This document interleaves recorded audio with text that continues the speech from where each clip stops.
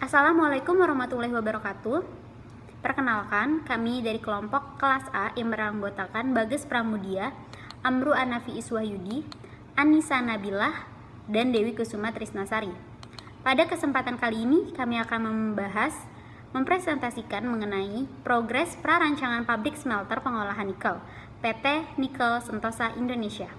Berikut merupakan outline yang akan kami bahas. Yang pertama, ada pendahuluan latar belakang, profil perusahaan, fasilitas pendukung, aspek pasar, proses produksi, pemilihan lokasi, layout perusahaan, serta list equipment. Dalam mendukung upaya pemerintah untuk shifting ekspor komoditas tambang Indonesia dari bahan mentah menjadi bahan olahan, serta melihat kondisi pasar nikel global yang sangat kondusif, maka dirancanglah pabrik nikel sulfida dengan bahan baku biji laterit. Nikel sulfida merupakan salah satu komoditas nikel intermediate yang dapat diolah di industri downstream melalui proses roasting agar diperoleh logam nikel yang lebih murni. Sebagian besar kegiatan pertambangan dan pengolahan mineral secara bersamaan mempengaruhi masyarakat, karena sebagian besar masyarakat mengandalkan pertambangan dan smelter untuk mata pencaharian mereka, baik secara langsung ataupun tidak langsung. Nikel memiliki beberapa keunggulan karena sifatnya yang fleksibel dan mempunyai karakteristik yang sangat unik, yaitu tidak akan berubah bila terkena udara atau bisa disebut memiliki ketahanan terhadap oksidasi dan dapat mempertahankan sifat aslinya di bawah suhu yang ekstrim. Beberapa kegunaan logam nikel antara lain ialah seperti pembuatan stainless steel, namun tidak hanya paduan nikel saja, tapi beberapa unsur kimia lainnya. Kemudian pembuatan logam campuran, alloy, untuk mendapatkan sifat tertentu pada logam, untuk pelapisan logam atau nickel plating, dan lain sebagainya. Biji nikel sulfida memiliki kandungan nikel hingga mencapai 2% nikel dan biasanya disertai dengan logam tembaga, kobalt, dan besi sulfida, dan beberapa unsur logam lainnya. Berikut merupakan profil perusahaan PT Nikel Sentosa Indonesia. Visi, menjadi perusahaan smelter nikel yang berkualitas tinggi dan dapat bersaing dalam pembangunan industri nikel di dunia internasional. Misi, memberikan pelayanan kualitas nikel matte terbaik dan membangun kemitraan yang saling menguntungkan di dunia internasional. Selanjutnya ada fasilitas pendukung, dijelaskan pada slide pada tabel 1 tentang komponen imbal jasa antara karyawan tetap dan karyawan tidak tetap. Terdapat beberapa poin, yaitu gaji pokok, tunjangan kesehatan, asuransi jiwa, dan lain-lain, yang dimana antara pegawai tetap dan pegawai tidak tetap itu memiliki perbedaan, dimana bahwa pegawai tetap akan mendapatkan pemberian dana pensiun, lalu ada tunjangan sosial keagamaan dan tunjangan kematian, sedangkan pegawai tidak tetap itu tidak mendapatkannya. Lalu antara pegawai tetap dan pegawai tidak tetap sama-sama tidak mendapatkan tunjangan kehamilan. Selanjutnya ada aspek pasar, di mana pada tabel 2 dipaparkan tentang hasil analisa pasar dari tahun 2021 hingga 2025. Lalu ada peluang pasar, kapasitas produksi dalam ton, dan juga harga jual dalam satuan USD per ton, di mana dari tahun 2021 hingga 2025 akan terus meningkat. Selanjutnya ada kebutuhan dana investasi, yang dimana kebutuhan dana investasi ini meliputi specific investment cost, biaya tanah, aktiva tetap langsung, aktiva tetap tidak langsung, aktiva tetap, modal kerja, dan kebutuhan dana investasi. Selanjutnya pada tabel 4 tentang biaya produksi, yang dimana meliputi bahan baku, listrik, biaya variabel lain-lainnya, bisa dilihat pada tabel. Selanjutnya ada total biaya produksi dari tahun 2021 hingga tahun 2025, dimana pada setiap tahunnya meningkat tentang biaya produksinya. Selanjutnya dapat dilihat pada diagram alir, terdapat alat-alat yang dipasang di setiap proses produksi atau alur prosesnya, di mana alat ini bertujuan untuk mereduksi emisi pada setiap proses smelter, yang dimana disesuaikan dengan jenis emisi yang dihasilkan pada proses serta kebutuhan atas penangkapan debu yang dapat digunakan lagi pada proses lainnya. Jenis alat yang digunakan adalah multicyclone, electrostatic precipitator, wet scrubber, dan backhouse, yang merupakan jenis alat pengendali lingkungan untuk membersihkan udara dengan menangkap gas maupun abu atau debu yang terkandung dalam gas buang. Selanjutnya ada proses granulasi, yang dimana tujuan dari granulasi ini adalah untuk menghasilkan produk matte berbentuk butiran dengan ukuran tertentu, dimana untuk memudahkan handling untuk produk tersebut. Selanjutnya setelah dilebur, maka matte akan masuk ke proses converting atau proses pemurnian, yang merupakan proses akhir yang menentukan kualitas produk nikel matte sebelum dipasarkan.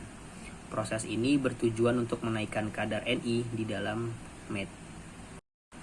Selanjutnya, produk yang dihasilkan dari rotary kiln biasa disebut dengan kalsin, yang akan menjadi umpan di proses selanjutnya, yaitu proses peleburan yang dilakukan menggunakan electric arc furnace. Beberapa proses yang terjadi dalam electric arc furnace meliputi yang pertama ada penghilangan air kristal yang masih tertinggal di dalam kalsin, lalu ada reaksi reduksi lebih lanjut dengan menggunakan karbon dalam batu bara yang tercampur dalam kalsin, lalu ada peleburan kalsin menjadi matte dan slag. Selanjutnya setelah dari rotary kiln akan menghasilkan produk yang bernama kalsin yang digunakan sebagai umpan untuk proses smelting yang menggunakan electric arc furnace, di mana proses ini dapat memisahkan bagian yang kaya akan kandungan nikel berdasarkan perbedaan berat jenis. Beberapa proses yang terjadi dalam electric arc furnace yaitu proses yang digunakan dalam pengolahan biji nikel. Pada perusahaan ini menggunakan proses pirometalurgi pengolahan biji nikel untuk mendapatkan matte dengan kadar nikel 75 hingga 78% dengan kandungan Fe kurang dari 0,7%, lalu kandungan sulfur antara 18 sampai 22% dan kobalt sebesar 1%. Produk akhir dari pengolahan tersebut diperoleh melalui beberapa proses yang bisa dilihat pada slide, yang dimana tahap pertama merupakan tahap pengeringan. Biji nikel dilakukan menggunakan alat rotary dryer. Tujuan proses pengeringan ini adalah untuk mengurangi kadar air atau moisture yang semula berkisar antara 30-33% menjadi 20%. Hal ini dilakukan agar biji tidak terlalu basah atau kering. Selanjutnya ada proses reduksi dan sulfidasi yang dilakukan di dalam tungku rotary kiln. Tujuan dari proses reduksi untuk membentuk Ni dan Fe bebas yang terpisah dari persenyawaan oksidanya, dan dilanjutkan dengan proses sulfidasi untuk mengikat logam bebas menjadi logam sulfit atau logam sulfida. Produk dari rotary dryer itu akan menjadi umpan untuk rotary kiln. Bersamaan dengan itu ditambahkan coal yang berfungsi sebagai reduktor. Berikutnya adalah neraca material. Mass balance merupakan suatu perhitungan material yang berada dalam suatu sistem yang spesifik. Mass balance pada furnace yaitu bahwa massa yang masuk harus sama dengan massa yang keluar. Massa yang masuk ke dalam furnace antara lain adalah kalsin, elektroda pasta karbon, dan inlet air. Dan massa yang keluar pada furnace yaitu antara lain ada melt, sludge, dust, dan off gas. Berikut merupakan essay mass balance electric furnace dapat dilihat pada tabel ke-6. Dari data AC mass balance electric furnace di atas, dapat dilakukan perhitungan dengan menggunakan feed rate. Proses diasumsikan electric furnace feed yaitu 150 ton per hour. Elektroda paste rate memiliki nilai 0,159% dari IEF rate. Furnace melt rate yaitu 6,49%. Dan furnace slag rate yaitu 88,92% dari IEF rate. Maka diperoleh data massa space mass balance electric furnace pada tabel ke-7. Berikutnya adalah neraca panas. Heat balance merupakan suatu perhitungan tentang sistem panas yang terjadi dalam sistem yang spesifik. Panas yang masuk harus sama dengan panas yang keluar. Panas yang masuk antara lain panas dari kalsin, heat of combustion, dan electrical energy. Sedangkan panas yang keluar antara lain adalah panas dari furnace mat, furnace light, dust, sensible heat, heat of reduction, heat of dissociation, dan heat loss. Pada reaksi oksidasi, oksigen habis bereaksi menghasilkan karbon monoksida, sehingga dibutuhkan suplai oksigen untuk proses pembakaran lebih lanjut baik untuk karbon dan sulfur, di mana volume inhaled air yang masuk adalah 44.100 volume per hour, sehingga dapat dilihat pada reaksi berikut. Dari proses reaksi dalam electric furnace akan menghasilkan mass balance of gas dengan satuan volume per jam. Untuk menghitung volume of gas yang dihasilkan dapat menggunakan rumus volume dalam keadaan STP, yaitu volume sama dengan 22,4 kali MO per 1000 dan hasilnya dapat dilihat pada tabel ke-8.